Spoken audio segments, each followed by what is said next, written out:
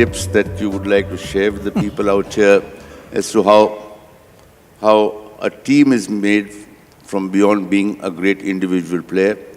Even a Brian Lara couldn't win for West Indies. You need 11 good people to win a match.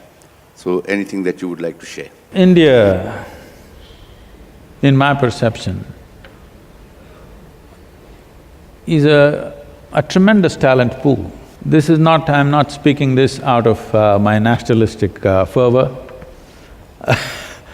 I'm not so identified with the political identity of a nation as such. But what I see is, having spoken to all kinds of people across the world, I've spoken in large universities, scientific community which have very keen minds, academics and others, but on an average, if you pick up a bunch of 100 people off the streets of Mumbai or Bangalore or Chennai or somewhere, you will find generally they are of a higher intellect than what you can pick up anywhere in the world, believe me. I'm not saying this because I'm an Indian. Generally, natural intellect is very high, but it is one of the most disorganized intellects.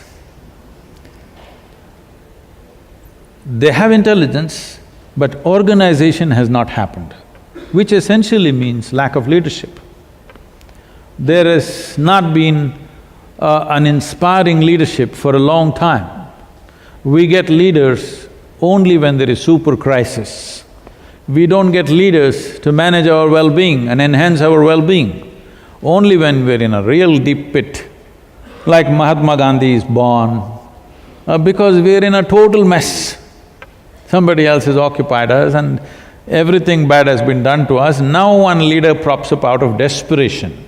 Otherwise, to be a leader, naturally to stand up and be a leader, to create good things, to maintain good things and to enhance good things in the world, when I look back, I have not seen a leader like that for a long time in the history of this country. I think this is mainly…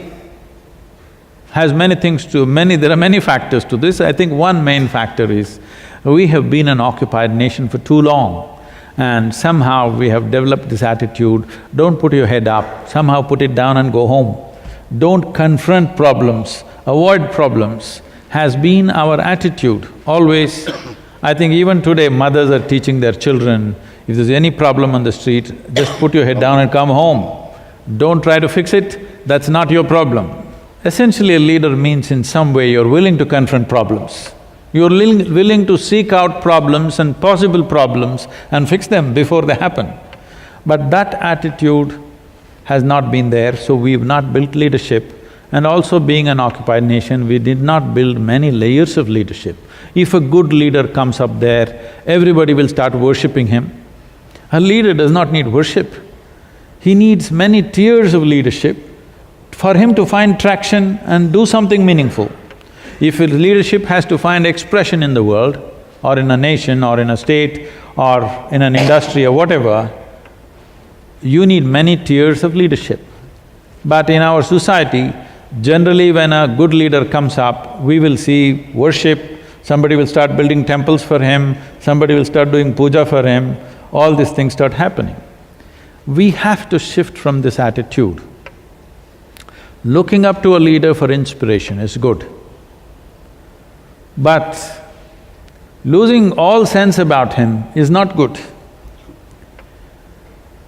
So, what is needed in this country is to develop those many tiers of leadership. This is in…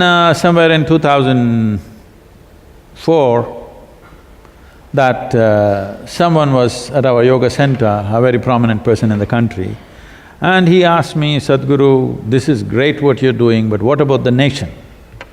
I said, see, I have a list of 2,000 people who will make a difference for this country if we impact them. Get me these 2,000 people in the next 4 years. You will see a quiet change will happen in the nation. I'm not talking about prime ministers, chief ministers, because generally their tenure is 5 years and they're gone. But there's another set of leaders in the society who may be business leaders, who may be bureaucratic leaders and social leaders of various kinds, who have a solid 25 to 30 years to impact. Because if you're thinking of any kind of serious impact, you have to think at least 25 years at a time, otherwise nothing significant can be done. So we've been trying to reach them and touch them. Now I can say about 42% of these 2,000 people across the country we have touched, they are bringing about a quiet, silent revolution. Because in my perception, a revolution is not about, I want you to change. This is not a revolution.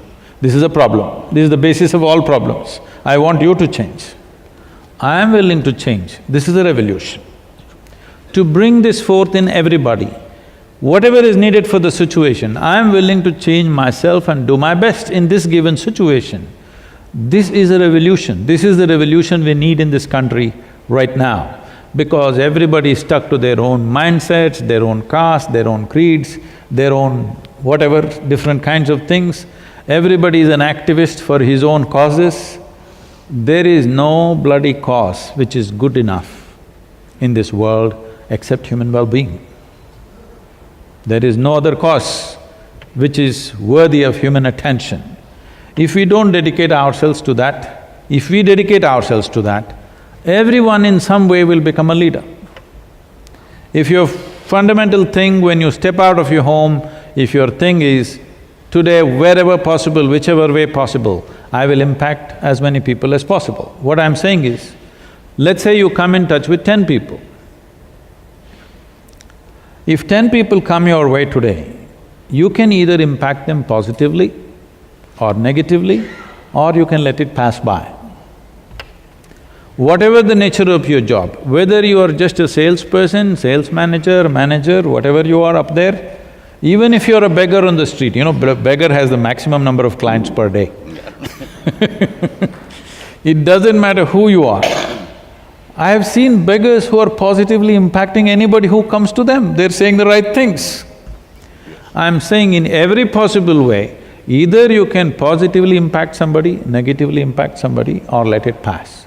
So according to one's capacity to do things, depending upon one's intelligence, competence, capability and the position that we hold at a given moment, our impact may be small or big, but we can impact. If we exercise this right, if we exercise this choice every moment of our life, wherever you are, you always impact whoever comes in touch with you, you will positively impact them in whatever way possible. You are a leader, how far you will go, let us see the competence and then, suppose you are an IT engineer, you have information technology ideas 1,000 years ago, all right? Maybe you would remain unemployed right through your life, but you could still impact people. I'm saying the time also decides how impactful we are at a given time in history. But the important thing is that you take up this responsibility. Whoever comes in front of you, you will in somehow make a positive impact on their life. If you start doing this, you are a leader. Whether what capacity you function in depends on variety of things that will anyway arrange itself over a period of time.